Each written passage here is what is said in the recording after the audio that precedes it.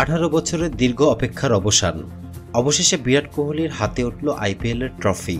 Anushka Sharma, Chris Gayle, AB de Villiers সবাই পেলেন সে কাঙ্ক্ষিত সোনার হরিণ। আজ শুধু আরসিবি নয়, জিতেছেন কোটি কোটি ভক্ত।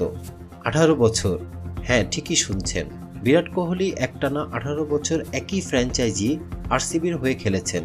অনেক সময়ই অন্য দলগুলো বড় অঙ্কের অফার দিয়েছে তাকে, কিন্তু কোহলি কখনো আরসিবিকে ছেড়ে যাননি। তিনি জানতেন একদিন আরসিবির হয়ে তিনি তার স্বপ্ন পূরণ করবেন। এই দীর্ঘযাত্রায় 3 বার ট্রফির একেবারে কাছাকাছি পৌঁছেও হারতে হয়েছে।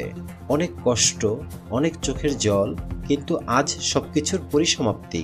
এই ম্যাচে উপস্থিত ছিলেন বিরাটের 2 প্রাক্তন সতীর্থ ক্রিস গেল এবং এবি ডিভিলিয়ার্স, যারা একসময় একসাথে মাঠ কাঁপিয়েছেন।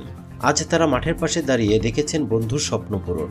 আর আনুশকা শর্মা, যিনি ভক্তদের কটাক্ষের ভয়ে বহুদিন মাঠে এসে খেলা দেখা বন্ধ করে দিয়েছিলেন, কারণ অনেকেই মনে করতেন আনুশকা মাঠে থাকলে বিরাট রান করতে পারবে না, কিন্তু আজ তিনিও ছিলেন গ্যালারিতে। আর শেষ পর্যন্ত জয়টা শুধু বিরাটেরই নয়, আনুশকারও।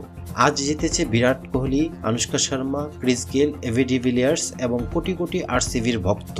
এবারের আইপিএল ফাইনালে কুনাল পান্ডিয়া পান man of the match, runners up দল পেয়েছে 12.5 কোটি রুপি, আর চ্যাম্পিয়ন্স দল আরসিবি জিতেছে 20 কোটি রুপি। এইরকম ঘটে যাওয়া ট্রেন্ডিং নিউজ পেতে আমাদের চ্যানেলটি সাবস্ক্রাইব করে রাখুন।